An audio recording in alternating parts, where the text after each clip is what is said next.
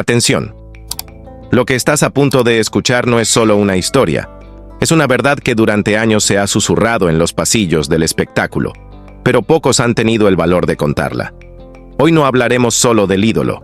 Hoy hablaremos del hombre, de sus sombras, de sus decisiones y de ese precio silencioso que muchos artistas pagan, sin que nadie lo note. Pedro Fernández. Sí, el mismo que marcó una época. El mismo que nos hizo cantar La Mochila Azul, con lágrimas en los ojos. El niño prodigio de la música ranchera que nació bajo el nombre de José Martín Cuevas Cobos, en el corazón humilde de Guadalajara, Jalisco. Su destino, sin embargo, fue cualquier cosa menos ordinario. Desde los 7 años, Pedro no solo cantaba, emocionaba, no imitaba a nadie. Cantaba como si cada palabra le saliera del alma, como si su garganta llevara siglos de historia. Y eso fue lo que lo convirtió en leyenda. Pero cada leyenda, amigos, tiene un costo.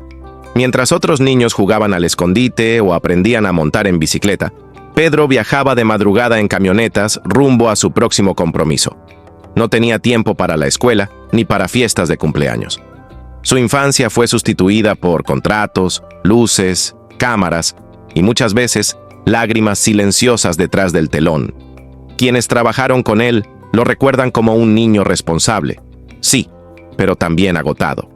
Cuentan que lloraba en camerinos, que a veces pedía, con voz temblorosa, un año de descanso y que nunca se lo concedieron.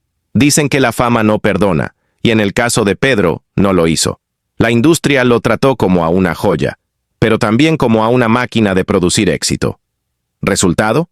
Ansiedad, agotamiento emocional y una desconexión creciente con esa alegría genuina de cantar. Durante los años 80 y 90, Pedro ya no era solo el niño fenómeno, era un emblema nacional, un símbolo de lo que significaba triunfar joven. Pero mientras su rostro decoraba portadas, detrás de escena, Pedro comenzaba a apagarse lentamente. No de forma brusca, no con escándalos, sino con silencios. Años después, lo vimos alejarse de la televisión. Las giras se hicieron menos frecuentes. Su presencia mediática comenzó a desvanecerse. Y fue entonces cuando surgieron las teorías. Algunos aseguraron que fue censurado tras un conflicto con una figura poderosa del medio. Otros, que una traición cercana lo obligó a retirarse por su propio bien. Hay quienes dicen que un drama familiar lo llevó a tomar distancia, pero lo que todos coinciden es en esto. Pedro desapareció sin decir adiós. Y eso dejó una herida en miles de corazones. Él mismo lo diría años después. A veces me sentía solo, aunque estuviera rodeado de gente. Esa confesión, lanzada como una bomba en una entrevista televisiva, rompió el alma de muchos que habían crecido con su música. Hoy, más que nunca, es momento de mirar más allá del ídolo, de preguntarnos qué hay detrás de una sonrisa perfecta o una voz impecable. Porque Pedro no fue solo una estrella, fue un niño que sacrificó su infancia por un sueño. Y como todos los sueños, tuvo un precio. Este video es un homenaje, no al personaje de la pantalla, sino al ser humano detrás de él, a ese niño de mirada triste que conquistó a un país entero, mientras por dentro tal vez solo quería ser normal. Si alguna vez coreaste sus canciones con el alma, si creciste con sus novelas, o si aún hoy recuerdas su sonrisa, quédate, porque lo que viene a continuación podría cambiar la forma en la que recuerdas a Pedro Fernández. Suscríbete, activa la campanita, y acompáñanos en esta travesía por la otra cara de la fama. Porque esta historia aún no ha terminado. Pocas historias en la música mexicana han conmovido tanto como la de Pedro Fernández. No solo por su voz o su fama, sino por lo que hubo detrás de ese rostro dulce que durante décadas iluminó millones de hogares. Todo comenzó en un barrio humilde de Guadalajara. Allí, entre calles de tierra, serenatas improvisadas y sueños gigantes, creció un niño que parecía estar tocado por algo divino. Cantaba como si hubiera vivido 100 vidas, como si cada nota viniera del fondo de su alma, y no de un cuerpo de apenas 7 años. Una noche cualquiera, en un evento de barrio, ocurrió lo impensado. Un productor, que no debía estar allí, lo escuchó, y se detuvo. No pudo ignorar lo que salía de esa garganta pequeña. Al día siguiente la familia recibió una propuesta: llevar a ese niño flaco, tímido, pero prodigioso, a la Ciudad de México, a convertirlo en una estrella, y así comenzó todo. A los 7 años grabó su primer disco, un tema llamado La Mochila Azul, que con el tiempo se transformaría en un himno generacional. Nadie lo esperaba, nadie lo imaginaba, pero ese niño, sin saberlo, estaba a punto de convertirse en el rostro de la inocencia mexicana. Poco después, llegó el cine. La Mochila Azul, la película. 1979, un fenómeno. El país entero cayó rendido ante ese par de niños actores, Pedro y Lucerito. Eran dulces. Isrenia eran entrañables, eran el México que la gente amaba. Pero mientras los reflectores lo iluminaban por fuera, por dentro, Pedro comenzaba a vivir una historia muy distinta. Mientras otros niños jugaban al fútbol, él filmaba. Mientras sus amigos iban a la escuela, él atendía entrevistas. La infancia se le escapó entre cámaras, aeropuertos y jornadas que a veces superaban las 14 horas. Y aunque siempre sonreía, cuentan que en los hoteles lloraba en silencio, extrañaba su casa, su barrio, su libertad. Algunos allegados dicen que en más de una ocasión pidió descansar, que no siempre estaba de acuerdo con los proyectos, que su voz comenzaba a resentirse, que quería probar otros géneros, explorar más allá del mariachi, pero no se lo permitían. Tenía que ser Pedro Fernández, el niño bueno, el ídolo de todos, siempre perfecto. A los 12 años ya era el artista infantil más rentable de México, contratos millonarios, giras, cine, televisión y una presión imposible de imaginar. No podía enfermarse, no podía cambiar, no podía fallar, pero llegó lo inevitable, la adolescencia. Su cuerpo cambió, su voz también, y con ello, los miedos de la industria. ¿Seguiría siendo útil ese niño ahora que ya no lo era? ¿Seguirían amándolo los fans si dejaba de parecer el hijo perfecto? Fue un momento crítico. Dicen que pensó en retirarse, en dejarlo todo, y sin embargo no lo hizo. Pedro decidió reinventarse. Aprendió a cantar con su nueva voz, a construir una nueva identidad. Dejó de ser el niño prodigio y empezó a ser un artista completo. Lanzó álbumes como Querida Chiquita, Lo mucho que te quiero y más adelante, Mi forma de sentir, o Yo no fui. Canciones que hablaban ya de pasiones reales, de amores rotos, de vida adulta. Y el público, lejos de darle la espalda, lo abrazó más fuerte que nunca. Y no fue solo en la música. Pedro también conquistó la televisión como actor. Se alejó del estereotipo infantil y se convirtió en protagonista maduro, galán romántico, figura multifacética. Las telenovelas lo recibieron con los brazos abiertos, y su presencia, una vez más, se volvió imprescindible. Pero detrás del éxito, siempre estuvo ese niño. Ese pequeño José Martín Cuevas Cobos, que un día salió de su barrio sin saber que, para conquistar el mundo, iba a tener que dejar su niñez en el camino. Esta historia no es solo la de una estrella, es la de un niño que vivió demasiado pronto, que cargó con una fama gigante cuando apenas aprendía a vivir, que fue amado por millones, pero que muchas veces se sintió solo. Si alguna vez tarareaste La Mochila Azul, si alguna vez lo viste en una novela y sentiste que era uno más de tu familia, entonces esta historia también es tuya, porque Pedro Fernández no fue solo un fenómeno musical, fue, y sigue siendo, el reflejo de una generación, una voz que creció con nosotros, y que aún nos hace vibrar. No todos los niños prodigios sobreviven a la fama. Algunos se apagan muy pronto, otros se pierden en el intento de ser adultos antes de tiempo. Pedro Fernández, sin embargo, logró lo impensable. No solo se mantuvo, sino que se transformó paso a paso en un artista completo, sin traicionar jamás su esencia. Su participación en la telenovela, Hasta que el dinero nos separe, en 2009, marcó un antes y un después en su trayectoria. Fue la confirmación de que ya no era solo ese niño que cantaba La Mochila Azul, sino un actor maduro, un ícono consolidado, uno de los pocos ídolos infantiles mexicanos que logró cruzar la frontera de la niñez sin caer en el olvido o en el escándalo. Pero lo que el público veía era solo una parte.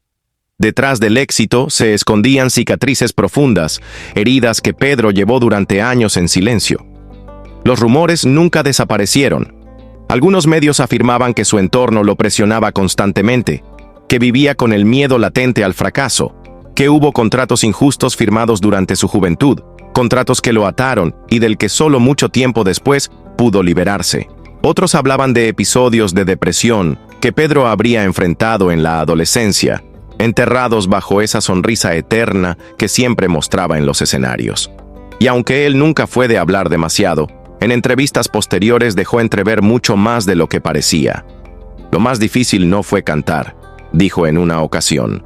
Fue no sentir que podía detenerme. Una frase sencilla pero poderosa que resumía décadas de lucha interna.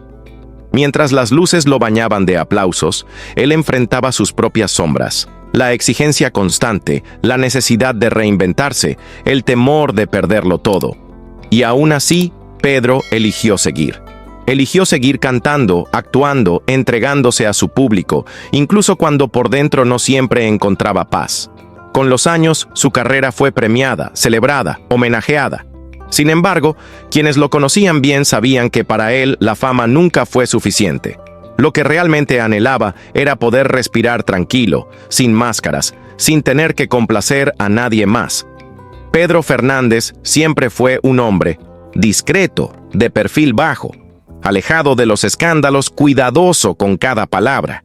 El artista correcto, el padre ejemplar, el mexicano tradicional. Pero como suele pasar con aquellos que crecieron demasiado rápido, un día el silencio se rompió. Fue durante una entrevista especial por su aniversario artístico. Lo que comenzó como una charla normal se transformó en una confesión inesperada. Frente a las cámaras, Pedro bajó la guardia. Con los ojos húmedos y una voz que temblaba, se permitió mostrar algo más profundo. Hubo momentos en los que pensé que ya no podía más, confesó. Que ya no era yo. El estudio se quedó en silencio. Nadie se atrevía a interrumpir. Pedro estaba hablando de su historia más íntima. Recordó su infancia acelerada, la soledad de los hoteles, las noches sin descanso. Me decían que era un niño feliz, y sí, lo era, a ratos. Pero también había mucho que no entendía. El peso de tantas responsabilidades me cayó encima muy temprano. Habló de sus miedos antes de salir al escenario. Miedo a no estar a la altura, a fallarle a su familia, a defraudar a sus fans. Yo no tuve tiempo de ser frágil, dijo. Tenía que cantar, tenía que actuar, tenía que cumplir. Pero lo más revelador fue lo que dijo sobre la industria. Sin dar nombres, Pedro dejó entrever que fue manipulado, que hubo decisiones que no tomó, contratos que no entendió, caminos que otros eligieron por él. Hubo decisiones que no tomé yo, pero tuve que vivir con ellas. Esa sola frase bastó para desatar una ola de especulaciones. Las redes se encendieron. Algunos de sus antiguos representantes salieron a negarlo todo. Otros desaparecieron del foco. Pedro, en cambio, eligió no volver a hablar del tema, como si abrir la herida hubiera sido suficiente, como si al decirlo en voz alta ya hubiera comenzado a sanar. Si pudiera hablar con ese niño que fui, dijo finalmente, le diría, está bien llorar, no tienes que cargar con todo. Muchos de sus seguidores no pudieron evitar llorar al escucharlo. Porque por primera vez, Pedro Fernández no era el ídolo intocable, el artista perfecto, el héroe sin manchas. Era un hombre real, un ser humano con dolores, con dudas, con una historia de fondo que había sido silenciada por demasiado tiempo. Después de esa entrevista, comenzaron a salir a la luz recuerdos pasados. Una rueda de prensa en 2004, donde evitó responder si aún controlaba su carrera. Un concierto en 2011, donde dijo entre lágrimas, a veces cantar es mi forma de sanar. Su retiro momentáneo en 2018, sin explicación. Cada detalle, que antes parecía insignificante, ahora tenía un nuevo sentido. Pedro Fernández no solo habló, sanó. Y en ese acto, también sanó a miles, porque nos recordó que incluso los ídolos pueden romperse. Y que romperse no es caer, sino comenzar de nuevo. Su historia, contada por fin sin filtros, se transformó en una lección de vida, de valentía, de humanidad. Pedro Fernández fue, es y será una voz para muchas generaciones. Pero ahora, más que nunca, es también un testimonio de que incluso en medio del brillo hay espacio para el dolor, y que está bien decirlo. Pedro Fernández nunca fue un escándalo andante, pero tampoco un enigma impenetrable. Detrás de su imagen impecable, existía un hombre que supo esquivar conflictos mediáticos con la misma habilidad con la que sorteó sus propias tormentas internas. Sin embargo, Incluso la figura más cuidada puede resquebrajarse, y algunos episodios quedaron grabados en silencio o fueron susurrados en pasillos y reportajes urgidos por el misterio. En 2014, Pedro protagonizaba la telenovela Hasta el fin del mundo, una superproducción con la que Televisa apostaba fuerte.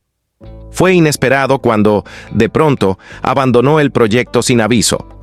El comunicado oficial apuntó a razones personales, pero el público se lanzó a buscar explicaciones.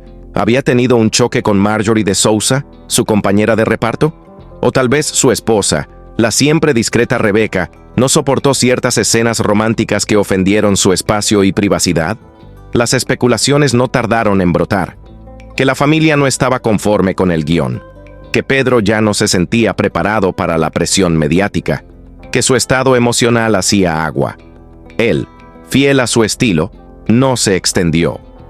Dio una frase que dijo más que 1000 explicaciones. Primero está mi familia y mi salud.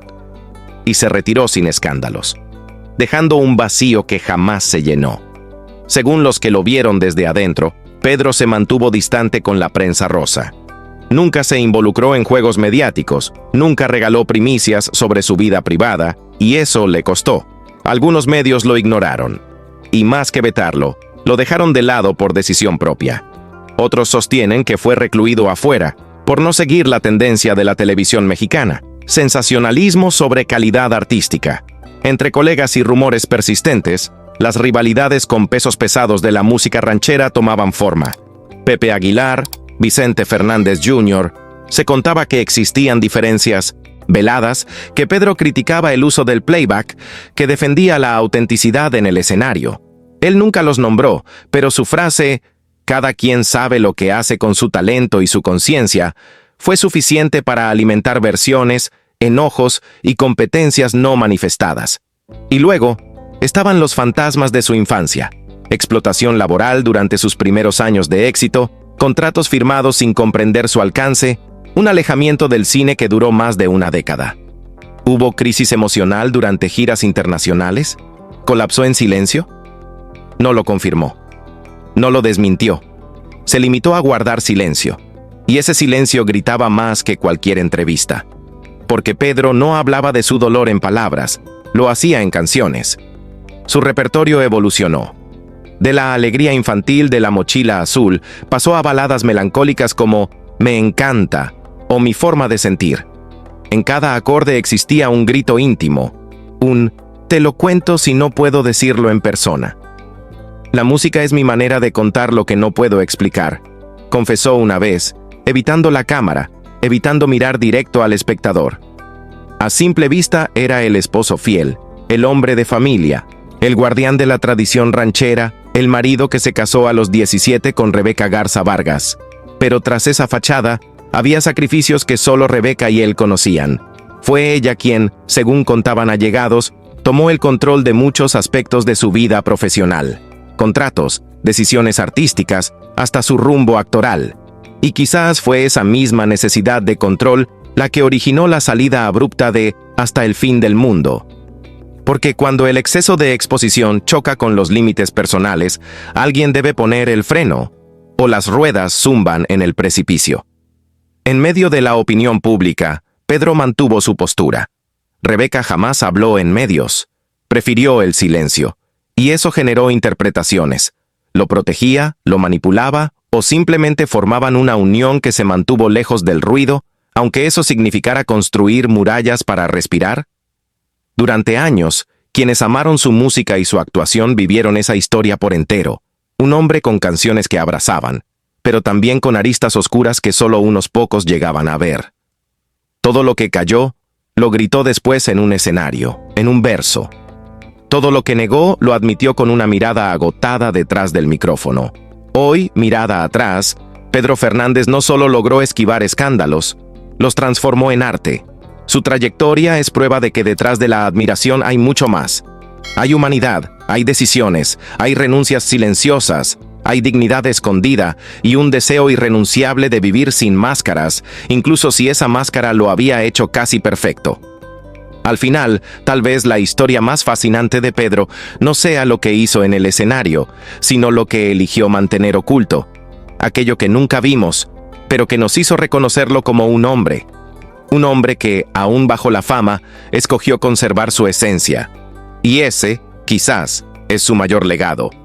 Pedro Fernández, el ídolo que creció con México y que eligió desaparecer del ruido antes de que el ruido lo destruyera. Durante años lo vimos sonreír, en portadas, en palenques, en telenovelas, pero lo que no vimos, lo que apenas se intuía entre canción y canción, era al hombre detrás del mito. Porque Pedro no fue solo el niño prodigio de la mochila azul, fue también un marido discreto, un padre presente y una figura que supo proteger su intimidad como se protege una llama en medio de un vendaval. Cuando en 2014 se retiró sorpresivamente de la telenovela Hasta el fin del mundo, lo hizo con una frase que aún resuena: «La familia es primero». No dio más detalles, no necesitaba hacerlo. Ese silencio fue más potente que cualquier escándalo. Alimentó el misterio y volvió a colocar a Pedro Fernández como una excepción dentro de la industria. Muchos apuntaron a su esposa, Rebeca Garza Vargas, la mujer que desde las sombras, dicen, cuidó, administró y limitó. Algunos la describen como celosa, otros como protectora, pero lo cierto es que ha sido su constante. Rebeca marcó líneas, apagó fuegos antes de que ardieran y construyó un entorno donde Pedro pudiera respirar, aunque eso implicara vivir más en la burbuja que en el escenario. ¿Fue esa burbuja su refugio o su jaula? Es difícil saberlo, porque si bien Pedro ha gritado a los cuatro vientos que sus mujeres son lo mejor que tiene, muchos de sus seguidores más fieles se preguntan, ¿y él? ¿Dónde quedó Pedro como individuo? ¿Qué partes de sí mismo sacrificó para mantener intacto ese hogar, esa imagen, esa tranquilidad? Nunca hubo infidelidades públicas, nunca escándalos, pero tampoco demasiadas apariciones juntos. Todo lo que sabemos de su matrimonio lo intuimos, por sus canciones, por sus gestos, por frases que parecen dedicadas pero también pueden leerse como súplicas. Yo nací para amarte. ¿Una promesa? ¿Una afirmación? ¿O un recordatorio para no olvidar su elección? 3 hijas. 3 amores que, según él, justifican todo. Y tal vez sí. Tal vez en ellas encontró la paz que el escenario no le dio nunca. Su hija Gema intentó seguir su camino musical. Pedro no la empujó. No la usó como relevo. Solo dijo, que haga lo que la haga feliz. Y ahí, en esa frase, está su mayor gesto de redención.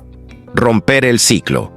No permitir que sus hijas carguen con la misma presión que lo acompañó desde los 7 años. Pedro pudo ser más. Pudo internacionalizarse, romper fronteras, grabar con artistas globales. Tuvo el talento, tuvo la imagen, pero no lo hizo. Eligió quedarse. Prefiero ser profeta en mi tierra que desconocido en otra, dijo una vez. Y con eso definió su esencia.